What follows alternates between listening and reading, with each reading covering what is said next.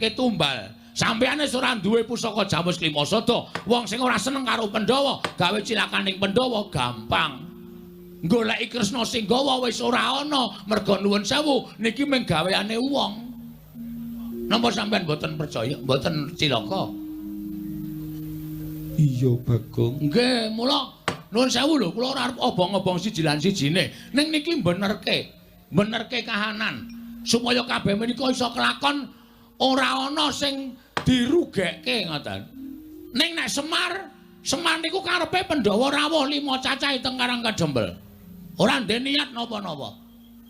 Pandhawa ora pisah karo Pustaka Jamus Klimasada. Lah tegese Semar niku pancen ngerti nek Pustaka Jamus Klimasada niku ora bakal pisah karo para Pandhawa. Ning nek pusaka mang paringke Sinuwun Darawati menggo tumbal, wis ta, yakin ora mulih pusaka. Niku yakin kula mboten ajeng aja-aja ora bakal bali teng tanganing para Pandhawa. Pandhawa kelangan Pustaka Jamus Klimasada. Nah, wong sing ora seneng karo para Pandhawa, gawe cilakaning Pandhawa, angel mijet wae ngranti suwe banyu sinaring. Saniki ngeten Sinuwun. Niku terserah sampean. Ajeng mangparingke Sinuwun Darawati napa kula kalih Petruk niku monggo. Ning kula suwun kula cek nyekeli aturipun Bagong. Kula aturi gatosaken aturipun Bagong. Mang petang-petang teng penggalih panjenengan. Bener sapa? Ngoten.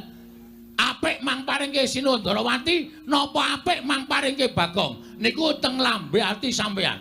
Nek apik mangparingke Kresna nggih mangparingke Kresna, nek apik mangparingke Bagong nggih mangparingke Bagong. Ning nggih niku nek diparingke Kresna menggo tumbal, nek diparingke Bagong ora pisah karo para Pandhawa prapteng Karang Kadempel. Ngoten mawon. Ngantos atus lho. Saniki akeh wong nyewake sandangan wayang wong. Nek nganti niki panjalmaning menungsa sing niate mengargae rusak negara Ngamarta terus nyilih nyewa sandangan wayang wong wujude Kresna mengargo apus-apus, wah sampean cilaka. Yakin niku kula mboten gawe-gawe.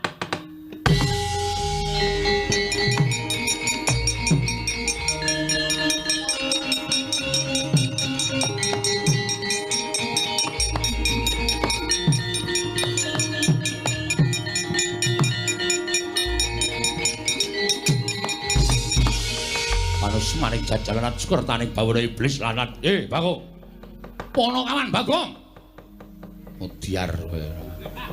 Aku ora iso omong karo kowe to, ora sok gawe masalah. Ora sok gawe perkara. Lho, kowe ngunek-unekke Sinuwun Darawati kakangne nesu. Terus?